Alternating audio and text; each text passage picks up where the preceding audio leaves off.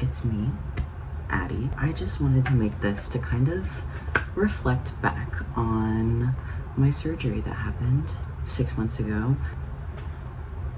So I think I'm gonna talk about this in 3 different parts.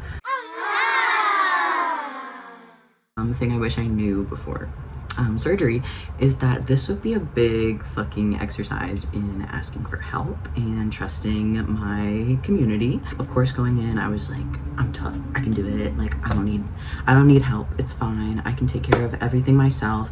And I would say I took care of like 85% myself.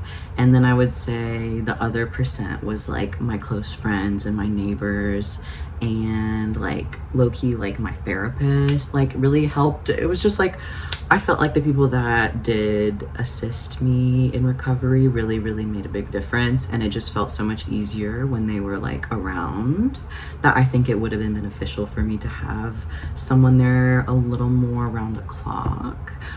Just because I also was like kind of afraid of like dying. Like I definitely was like passing out at certain points, like when I was like emptying my drains and shit, and maybe I like hadn't had enough to eat that day and I was feeling a little passy outy. I would just like get a little worried that like I was gonna like fall and die or something. So I do kind of think that it would be helpful to have a support person in there. With that being said, I don't think it's impossible to do it how I did it. I would not recommend it, but I was kind of desperate. It was kind of like I didn't have another choice. So I think it is possible, but it's hard to like do most of it on your own. So anyone like planning on surgery or whatever, I would just say like maybe think about like hiring a caregiver if you're someone like me that cannot ask your friends for like direct help. Like I'm traumatized and it's very hard for me to like vulnerably be like, yo, can you come like wash my ass, please? Thank you. So I think the last thing that I really wish that I knew going into just like everything, even going into surgery, like this includes like the time that I was like, first of all, like researching a surgeon, and also like getting consultations and like emailing with like different practices and shit. Like I just wish I knew how to like speak up for myself better. Like I think I've learned very quickly how important it is to like speak up for yourself in healthcare, and it should not be that way, but because we live in a for-profit like very broken healthcare system, like people are not always looking out for your best interests. And like overall I felt very safe with like the doctors and the nurses that like were a part of like the gender team, but like other nurses like that were just like at the surgery center and shit, like you could tell they were like, why is this like healthy young woman getting her tits cut off? Like they would constantly misgender me and shit while I was like actively there for top surgery. So like that's kind of awkward, but I kind of like got over my fear of like correcting people, and I got over my fear of like being a dick. It's like you're not being a dick, you're just like advocating for yourself. So now I want to talk a little bit about like recovery as a process. So it was hard, I'm not gonna lie. It was pretty difficult, and I'm a pretty strong Twinkie boy.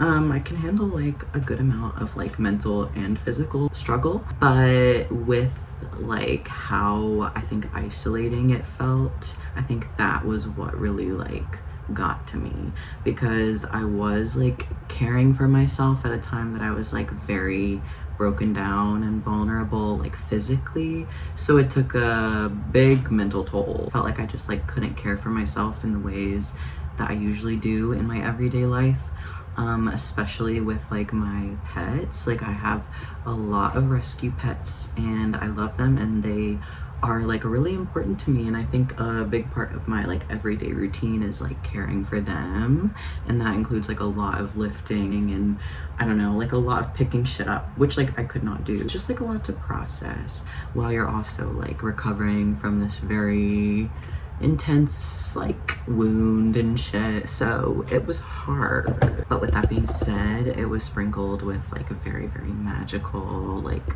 beautiful moments. But I was so worried that like I couldn't like do it. Like I was so worried that I wasn't gonna be like brave enough to actually follow through with it. Like I was kind of worried that I was gonna like back out at the last second or something, or like I don't know, like someone was gonna convince me that like I wasn't really trans and that like this was just like too permanent or something. But that did not happen because it's not true. It's my internalized transphobia. But yeah, so it was very magical as well as like very hard, just like life, I guess, like just like everything. My body has been a war zone for a long time, especially like throughout my like adolescence into like early adulthood, which like I'm there right now, but I have just hated my like body, like with everything that I have. So this like being kind of like a promise to like change it in a way that feels more livable, like was such a big grain of hope that even though things were like really challenging, it felt so good just to be moving in that direction. Like every single day I was getting better. I was watching my bruises like shrink every day and like just feeling my strength come back. Just like, I don't know, seeing myself go through something like that was very grounding. You're going towards something that you chose for your body and something you know is gonna make you feel more at home in your own skin. So it was like, yeah, really magical, honestly. And I did have enough energy and strength to make art, so I was really like thankful that I was able to like draw a little bit, because like you can't lift your arms above your shoulders or whatever. Definitely lifted earlier than I was supposed to because I literally had no other option. Like there were times where like, oh my god, I had a cis male roommate at the time, I'm sorry if you're watching, good vibes. We shared a bathroom, and I remember he would take the shower curtain and like tie it and like throw it over the like rail thing, and it would be like out of my little like T-Rex arm reach. So I would come into shower in my like decrepit state and already be like scared and naked and vulnerable, and then I would have to like get the shower curtain down for myself. The final thing that I wanted to talk about was like, I guess my reflections emotionally since top surgery and what's kind of like changed my life. I hate to sound like so dramatic and cliche about it, but it did change a lot, which is crazy because you think like they're just titties, but surprise, the world really values titties. I do as well. I love titties, but I hated them on myself, and I needed to get rid of them or else I didn't want to live in this body. So I think doing it really did change a lot, physically and emotionally for me. Sharing is healing.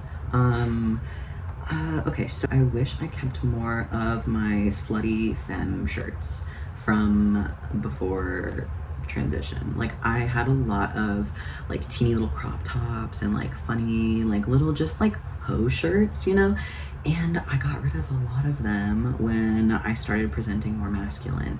And I think like since I have started like appearing more like mask in the face and like in the body, it's freed up a lot of space in my gender, I guess, to be more femme. Like I don't know, I'm wearing this fucking butterfly mesh crop top right now. I wish I kept like these types of shirts from my like teenage girlhood than I did, because I kept a couple of them that I was like, oh, this is gonna look cute like after top surgery, I know it, but like certain ones that I was like on the fence about because they just made me look so like cis woman, I got rid of them. I took them to thrift stores and sold them and shit. So I kind of wish I kept more of those, or my little like PacSun tank tops and shit, you know, but they don't exist in my closet anymore, so it is what it is. I guess like the biggest like thing, it's made me feel very comfortable existing in my meat suit.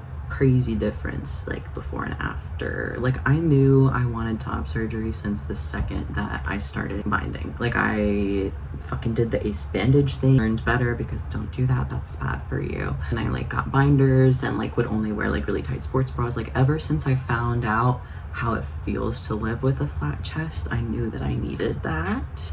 And I knew that I was never gonna stop binding until I got surgery. I always hated wearing bras. I literally never wore bras throughout like high school and college when I had boobs. And I felt like I was like over sexualized for it. Like I definitely did it for comfort reasons. Like I'm very neurodivergent, got a lot of sensory problems, and I feel like bras, especially like underwire bras or just like anything tight, like would really drive me fucking insane. So I just like wouldn't wear bras and just let my tits exist like under shirts, how cis men do. And I felt like I would get like stared at and like eye groped like everywhere I fucking went. Like it was like these like tumors had grown on my chest without me like consenting to them growing, and it had like, I don't know, like really influenced how people like looked at me. Even though I didn't want to be seen as like sexual, I felt like the existence of like tits on my chest like made people like entitled to this like weird like ogly like tit stare, you know what I mean? So like it definitely changed, I don't know, like how I walk about the world. I don't feel like I have to like hunch over to like hide anything now. Every single fucking button up that did the little like spread open thing, and like I would try to wear like mask t-shirts and shit, and it would just be like tits McGee, you know? Like it's just like they were always there. I do feel like I can rest better in my body now. I don't think I hold as much tension, especially like I'm not like trying to hide them with my body language anymore. And I also feel like literally I've had like a weight lifted, which has been like interesting for like running, especially like any kind of like working out feels like a lot easier low-key, because I just like don't have to worry about these like jiggly melons like on my body at all times that I have to like tape down in order to like be able to do what I'm doing, you know what I mean? I like to just be able to like run and like not have to put something on underneath your shirt in order to run. Like that is incredible. Like just being able to get up and go. And like, I don't know, summer's coming. I just went swimming for the first time with my shirt off in the river, and it was so liberating. I literally felt like I was doing something illegal, but no tits. Okay, I think that's all. Don't let anyone tell you shit. If you know this is something you want, fucking go after it. You know your body, your choice, you know? Bodily autonomy, because literally we're all gonna die like pretty soon in the grand scheme of things. The world's burning. That's all I have to say. Sorry, that was probably a lot, but if you've made it this far, thank you. I think I was like a little too vulnerable, and I'm probably gonna feel like a little grain of regret after this, but I also think like these types of videos helped me learn, and I don't think I would have pursued top surgery if it weren't for other little trans babies on the internet like talking about shit like this. So yeah.